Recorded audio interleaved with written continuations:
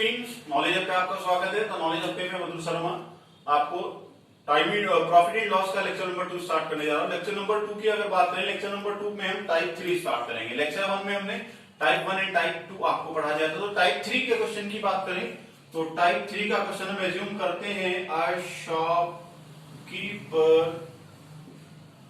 bought some oranges at the rate of 4 rupees 12 and sold them at the rate of 4 rupees 24. At the rate of 4 rupees 24, then find profit और loss percentage of shopkeeper. ये question बना student. Question क्या कहता है, एक दुकानदार कुछ संतरे 12 रुपए के 3 के हिसाब से खरीदता है। एक दुकानदार कुछ संतरे 12 रुपए के 3 के हिसाब से खरीदता है तथा उन्हीं संतरों को 24 रुपए के 4 के हिसाब से बेच देता है। उस दुकानदार का लाभ या हानि प्रतिशत ज्ञात करें। क्वेश्चन ये बनना स्टूडेंट। अब ये क्वेश्चन काफी इंपॉर्टेंट होता है एग्जाम के पॉइंट ऑफ व्यू से, बहुत ज्यादा आता है इस टाइप का क्वेश्चन। ये भले ना आए क्वेश्चन, लेकिन इस टाइप में वैल्यू बदल के आती रहती है। कभी स्टूडेंट एग्जाम में ऑरेंजेस मिल जाता है, कभी बॉल्स मिल जाती है, कभी टॉफी मिल जाती है। इसी तरीके से क्वेश्चन बनता है। अब करने के दो तरीके हैं स्टूडेंट। एक तो थोड़ा सा बेसिक से बताएंगे, दूसरा शॉर्ट होगा। तो देखते हैं क्या करते हैं। तो क्वेश्चन क्या कहता है, एक दुकानदार ने कुछ संतरे 12 रुपए के 3 के हिसाब से खरीदे। तो स्टूडेंट एक तरफ प्राइस लिख लेते हैं, एक तरफ क्वांटिटी लिख लेते हैं, मात्रा। कितने? 12 रुपए के 3 खरीदे, तो 12 प्राइस के 3 खरीदे। खरीदते वक्त क्या होता है स्टूडेंट, प्राइस कॉस्ट प्राइस होता है। 12 के 3 खरीदे। अब स्टूडेंट जब उसने बेचा तो 24 के 4 बेचे, तो बेचते वक्त सेलिंग प्राइस होता है, तो 24 के 4 बेचे। 24 के 4 मूल्य मात्रा 12 रुपए के 3 खरीदे, 24 रुपए के 4 बेचे। ये क्वेश्चन है। अब इस तरीके के क्वेश्चन में सबसे आसान मेथड तो ये है कि आप क्वांटिटी इक्वल कर लें। क्वांटिटी इक्वल करने का मतलब क्या है कि जितनी मात्रा आपने खरीदी उतनी ही बेचे। तो क्या करते हैं स्टूडेंट, हम क्वांटिटी इक्वल करते हैं। क्वांटिटी इक्वल करने के लिए यहाँ पर उसने 3 खरीद रखा है, यहाँ पर 4 खरीद रखा है, तो दोनों को इक्वल करेंगे। तो क्या करें स्टूडेंट, इसका मल्टीप्लाई इधर 4 इज इक्वल टू 12, इधर 3 से मल्टीप्लाई किया इज इक्वल टू 12। दोनों की क्वांटिटी इक्वल हो गई। अब जब इक्वल है तो 4 से मल्टीप्लाई किया तो स्टूडेंट इधर भी करेंगे, ये 48 बन गया। और इधर 3 से मल्टीप्लाई किया तो स्टूडेंट इधर भी करेंगे। अब क्वेश्चन क्या बना स्टूडेंट की दुकानदार ने 48 रुपए के 12 संतरे खरीद के 72 रुपए के 12 बेच दिए। दुकानदार ने 48 रुपए के 12 खरीद के 72 रुपए के 12 बेच दिए। तो स्टूडेंट कितना प्रॉफिट हुआ, 24 का प्रॉफिट हुआ। 48 के खरीदे 72 के बेचे, तो कितना प्रॉफिट है स्टूडेंट, 24 का प्रॉफिट बना। अब प्रॉफिट परसेंटेज की बात करें तो 24 का प्रॉफिट किस पर है स्टूडेंट, प्रॉफिट या लॉस हमेशा सीपी पर होता है, 48 पर है इंटू 100। कैंसिल करा इट इक्वल्स टू 50%, हमारा आंसर। एक तो ये तरीका था स्टूडेंट कि हमने क्वांटिटी सेम कर लिया, दोनों की क्वांटिटी जितना खरीदा उतना बेचा, दोनों को इक्वल करके हमने प्रॉफिट निकाल लिया। दूसरा तरीका और भी शॉर्ट है। क्या करना है स्टूडेंट, 12 के 3 खरीदे, तो 12 के 3 खरीदे, सीपी इधर लिख लेते हैं, और 24 के 4 बेचे, एसपी 24 के 4 बेचे। इधर प्राइस है स्टूडेंट, इधर क्वांटिटी। अगर आपका मन क्वांटिटी सेम करने का नहीं है तो क्या करेंगे, क्रॉस मल्टीप्लाई कर देंगे। इसको मल्टीप्लाई इधर कर दो, इसको मल्टीप्लाई इधर कर दो। इसका मल्टीप्लाई इधर किया तो ये स्टूडेंट 48 बन गया, इसको मल्टीप्लाई इधर किया तो ये 72 बन गया। ठीक है स्टूडेंट। अब सीपी 48, एसपी 72, तो कितना प्रॉफिट है स्टूडेंट, 24 का प्रॉफिट। तो profit percentage equals to 24 by 48 into 100 is equals to 50%। तो दोनों में से कोई सा भी तरीका निकाल सकते हैं। लेकिन स्टूडेंट एक बात ध्यान रखनी है, ये जो तरीका है ये हर एक क्वेश्चन में लगेगा, लेकिन ये वाला तरीका कहीं कहीं फेल हो जाता है। आगे जो टाइप चलेगा उसमें आपको बताया जाएगा कि ये तरीका कहां पर फेल होता है। नोट करें स्टूडेंट इसको। ठीक है स्टूडेंट, इसको नोट करें। नेक्स्ट क्वेश्चन लेते हैं। थोड़ा सा लेवल पढ़ाएंगे क्वेश्चन में, इसी टाइप का ही होगा क्वेश्चन। तो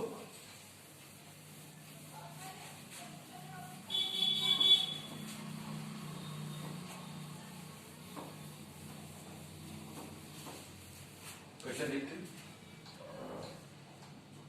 A shopkeeper bought some oranges at the rate of 4 rupees 5 and again bought equal number of oranges at the rate of 3 4 rupees 6 at the rate of 3 4 rupees 6 okay student and sold them at the rate of 4 rupees 9. Find his profit. Find his profit or loss percent in whole transaction. Question ये बना सुनिए, क्या बना question? एक दुकानदार कुछ संतरे 5 रुपए के 2 की दर से खरीदता है एंड उतने ही संतरे दोबारा 6 रुपए के 3 के हिसाब से खरीदता है तथा खरीदे गए संतरों को 9 रुपए के 4 के हिसाब से बेच देता है। फाइंड हिज प्रॉफिट और लॉस परसेंटेज, उसका लाभ या हानि प्रतिशत में ज्ञात करें। ये क्वेश्चन है, ठीक है स्टूडेंट, हिंदी में दोबारा समझ लें। क्वेश्चन क्या कहता है? एक दुकानदार 5 रुपए की 2 की दर के कुछ संतरे खरीदता है तथा उतने ही संतरे 6 रुपए की 3 के हिसाब से खरीदता है। खरीदे गए संतरों को 9 रुपए के 4 के हिसाब से बेच देता है। पूरे लेन देन में दुकानदार का लाभ या हानि प्रतिशत ज्ञात करें। क्वेश्चन ये बना स्टूडेंट, ठीक है। अब इस क्वेश्चन की बात करें तो इस क्वेश्चन में स्टूडेंट वो क्वांटिटी 2 बार खरीद रहा है। दुकानदार क्वेश्चन में क्वांटिटी 2 बार खरीद रहा है और 2 बार खरीदने का मतलब जो मैंने सेकंड मेथड अभी इससे पहले वाले क्वेश्चन में बताया था वो यहाँ पर लागू नहीं होगा। लागू भी होगा तो बाद में लागू होगा। तो देखते हैं क्वेश्चन क्या कहता है। 5 रुपए के 2 के हिसाब से खरीदे तो इधर स्टूडेंट सीपी लिख लेते हैं। CP1 5 के 2 खरीदे, इधर प्राइस है ये क्वांटिटी मात्रा है। 5 के 2 खरीदे, लेकिन उसने दोबारा भी खरीदे तो CP2 6 रुपए के 3 खरीदे। अब इस क्वेश्चन में यदि बात करें स्टूडेंट, एक लाइन दी गई है again got equal number of oranges, कि दूसरी बार उसने बराबर संतरे खरीदे, जितने पहले खरीदे इतने दूसरी बार खरीदे। तो इक्वल नहीं दिए गए तो हम दोनों को इक्वल बनाते हैं। इक्वल बनाने के लिए स्टूडेंट इधर 3 से मल्टीप्लाई किया तो ये 6 बन गया, इधर 2 से मल्टीप्लाई किया तो ये भी 6 बन गया। तो जब उधर मल्टीप्लाई किया स्टूडेंट तो इधर भी करेंगे। इधर क्या किया स्टूडेंट, 2 से मल्टीप्लाई किया तो 12 बन गया।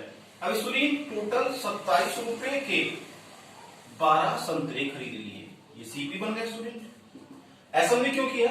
क्योंकि मैं क्वेश्चन में दोनों पर बराबर मात्रा दी गई है तो हमने 27 रुपए के 12 संतरे खरीद लिए। अभी क्वेश्चन स्टूडेंट पहले जैसा बन गया।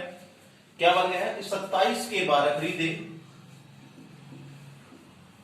12 खरीदे और जब बेचे तो 9 रुपए के 4 बेचे, बेचे तो 9 रुपए के 4 बेचे, तो बेचते वक्त स्टूडेंट 9 रुपए के 4 बेचे।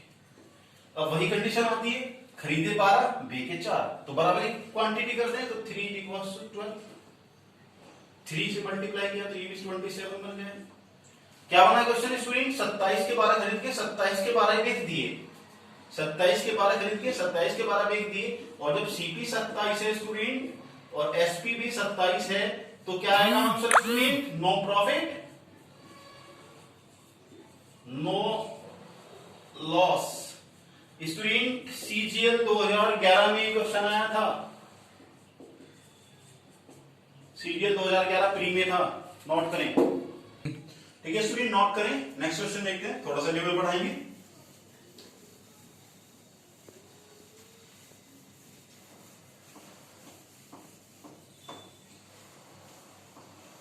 क्या कहता है क्वेश्चन, देखते हैं next.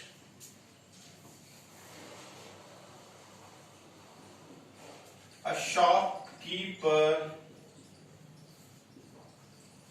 bought some oranges at the rate of 11 4 rupees 10 and sold them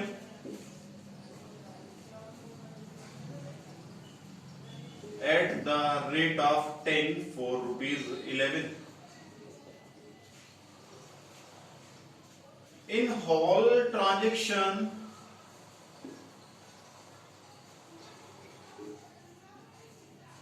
the shopkeeper earns a profit of rupees 105. Then find the total quantity of oranges.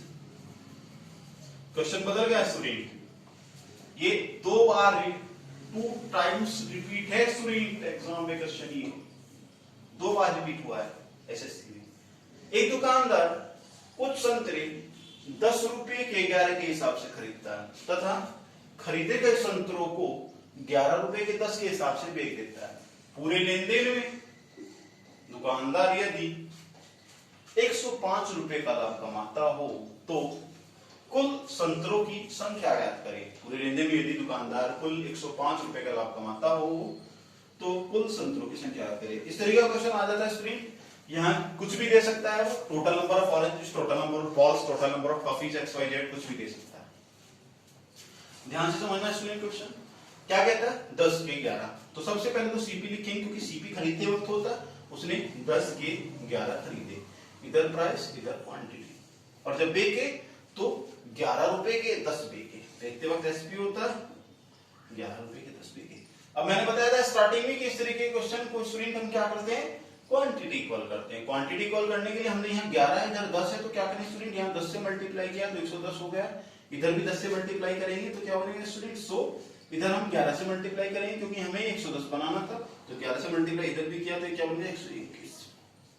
तो स्टूडेंट क्वेश्चन क्या बना, क्वेश्चन बना दुकानदार ने 100 रुपए के 110 संतरे खरीदे और 121 के 110 बेचे। क्वेश्चन क्या बना स्टूडेंट, दुकानदार ने 100 रुपए के 110 संतरे खरीद के 121 के 110 संतरे बेचे। तो स्टूडेंट कितना प्रॉफिट हुआ भाई इस दुकानदार को, 100 के खरीदे 121 के बेचे तो 21 रुपए का प्रॉफिट हुआ स्टूडेंट दुकानदार।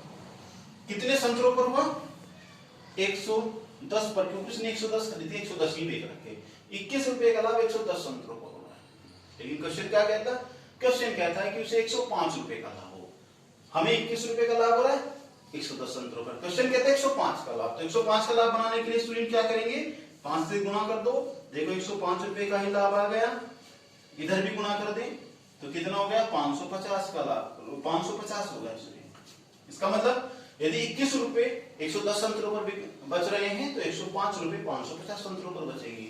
यदि 21 रुपए 110 संतरों पर बच रहे हैं स्टूडेंट तो 105 रुपए 550 संतरों पर बचेंगे। यदि ऐसा नहीं करना चाहते तो यहां से हम चेंज भी कर सकते हैं, 21 रुपए 110 संतरों पर बचे स्टूडेंट, ठीक है, तो 1 रुपया 110 बटे 21 पर बचेगा और 105 रुपया 110 बटे 21 गुणा 105 पर बचेगा।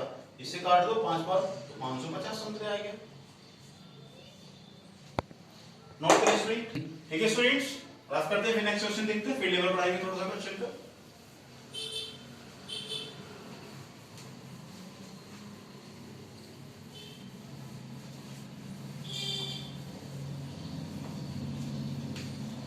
क्या कहता है क्वेश्चन, समझिए।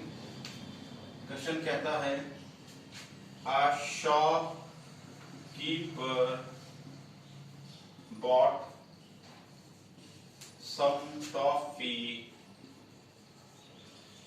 at the rate of 4 rupees 10 and again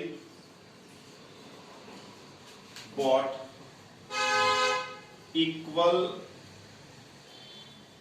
number of toffee at the rate of 4 rupees 10 and sold them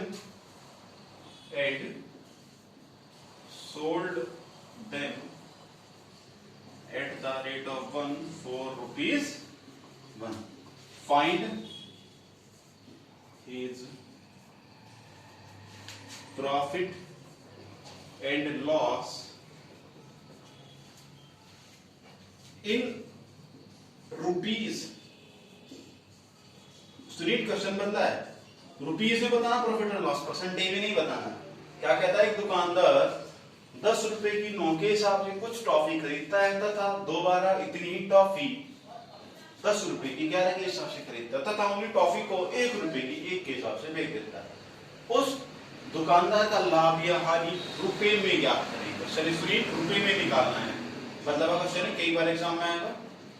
क्या कहता है 10 रुपए के नोट, तो CP1 स्टूडेंट 10 के नोट, CP2 स्टूडेंट 10 के 11। तो पहले 10 की नोट टॉफी खरीदी, फिर स्टूडेंट 10 की 11 खरीदी। मैंने बताया था क्वेश्चन में दिया भी है इक्वल नंबर ऑफ टॉफी हैं, तो इधर स्टूडेंट प्राइस इधर क्वांटिटी, तो इक्वल नंबर ऑफ टॉफी हैं तो नहीं है, बना लेंगे। 11 से मल्टीप्लाई करेंगे 99 आएगा स्टूडेंट, इधर 9 से मल्टीप्लाई करेंगे ये भी 99। लेकिन जब मल्टीप्लाई इधर किया है तो स्टूडेंट मल्टीप्लाई इधर भी करेंगे 110 और इधर मल्टीप्लाई इधर भी करेंगे 90। क्या बना स्टूडेंट क्वेश्चन कि दुकानदार ने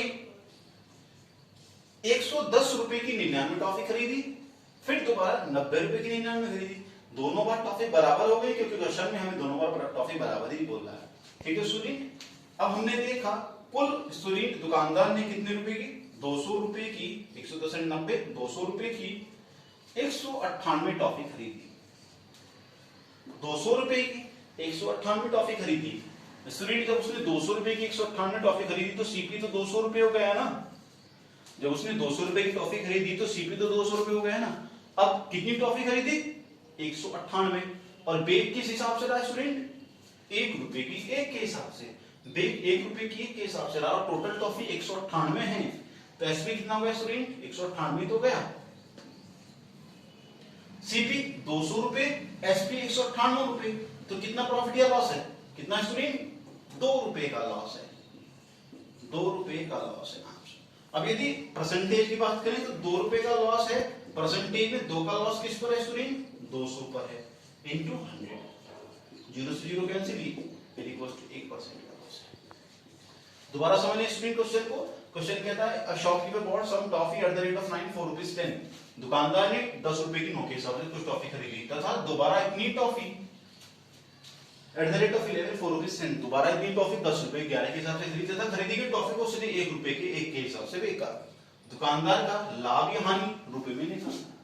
अब स्टूडेंट मैंने बताया था कि इस तरीके के क्वेश्चन में आपको यदि नहीं भी दिया जाता कि इक्वल नंबर है तो भी आप इक्वल नंबर ही बनाएंगे।